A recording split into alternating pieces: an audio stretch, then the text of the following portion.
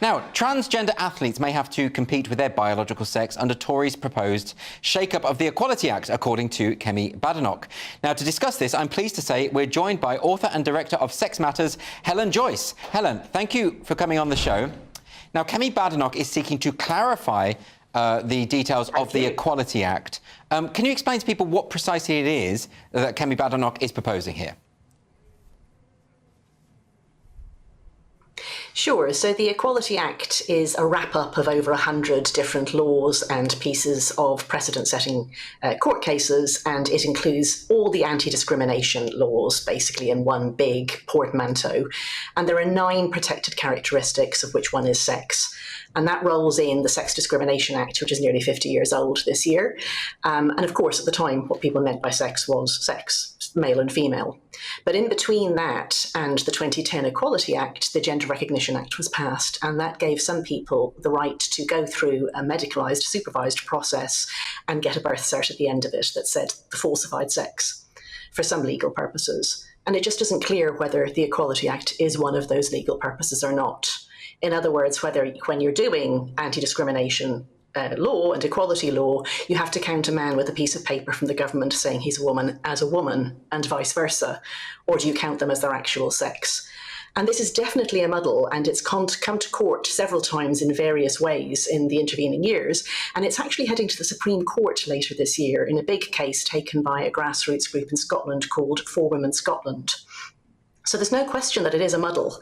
And what she said she would do is she would clarify it, and she would, if the Tories are re-elected, they would pass a very short law that would say, we really mean sex. So I think obviously fancied up in legal words. I think most people will understand that the GRC creates a kind of legal fiction, but what it doesn't do is literally turn a man into a woman or vice versa. And I think most people will have assumed that the word sex in the Equality Act clearly means biological sex. But why is it that so many people are confused about that?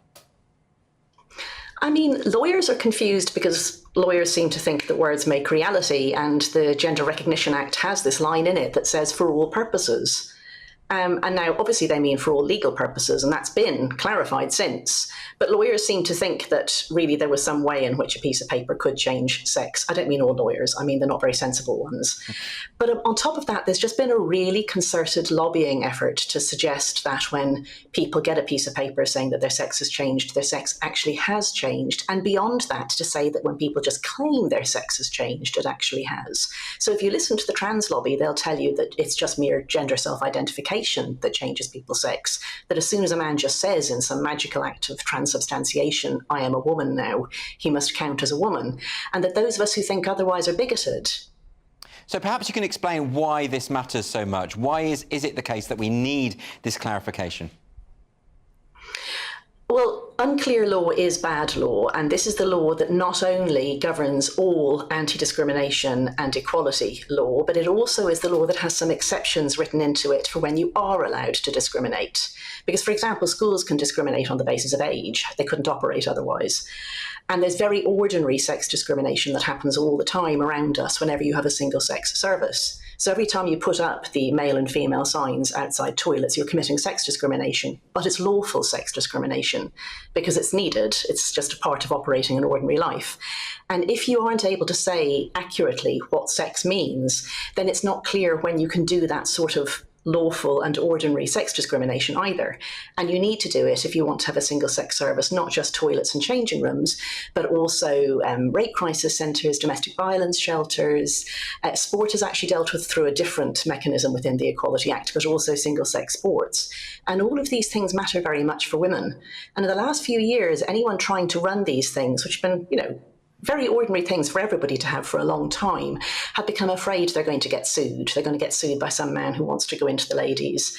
And they don't know what to do. They don't understand the law. It's complex. They've been misinformed by the lobbyists. And basically, you just need to go back to clearly saying, when we say sex, we mean sex. It is lawful to run single-sex services. And by the way, this doesn't mean discriminating against trans people. There's a separate protected characteristic called gender reassignment. It means you're not allowed to harass them or discriminate against them at work or in the provision of services. It just isn't magic. It doesn't turn men into women. Now, you're talking about single-sex spaces such as changing rooms and rape crisis centres even.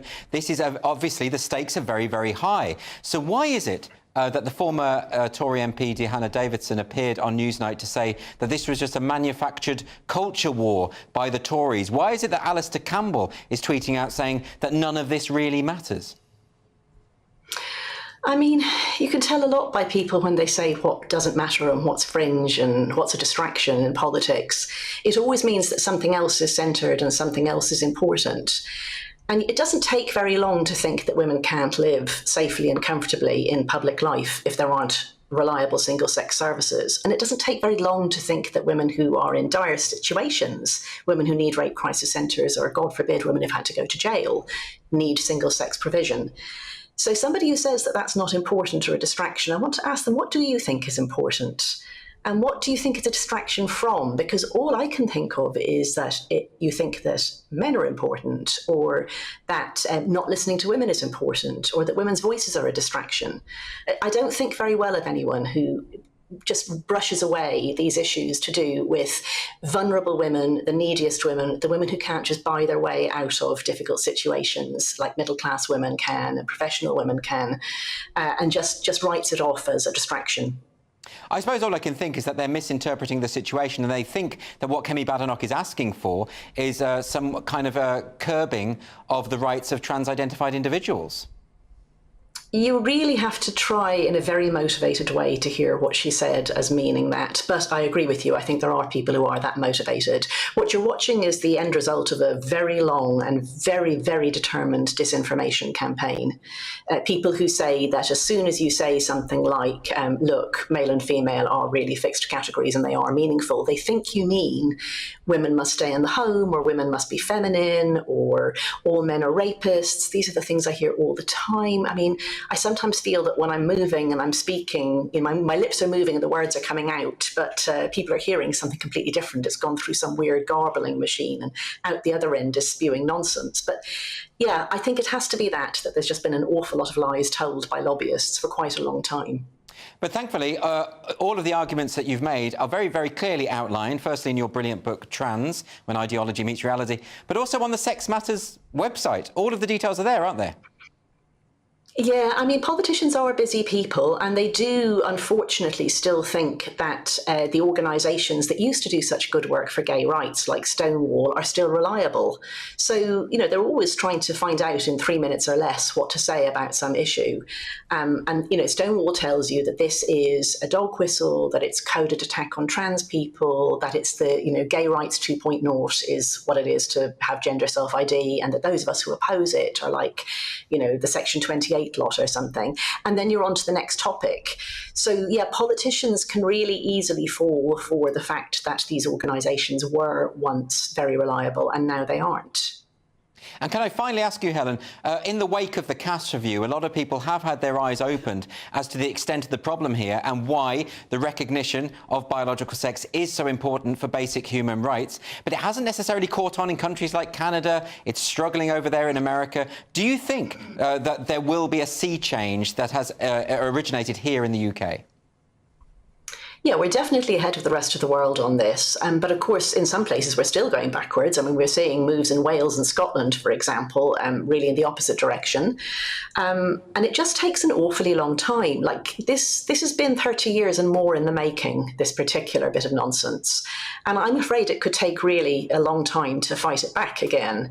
Yes, okay, we're leading, but our gains are not enormous compared with the amount of capture there's been, and there's an awful lot more work to do. And in the meantime, stuff is coming in from the European Union, it's coming in from the US via multinational companies and the like.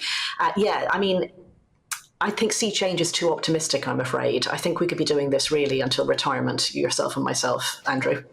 Well, on that optimistic note, Helen Joyce, thanks so much for joining me. Sorry.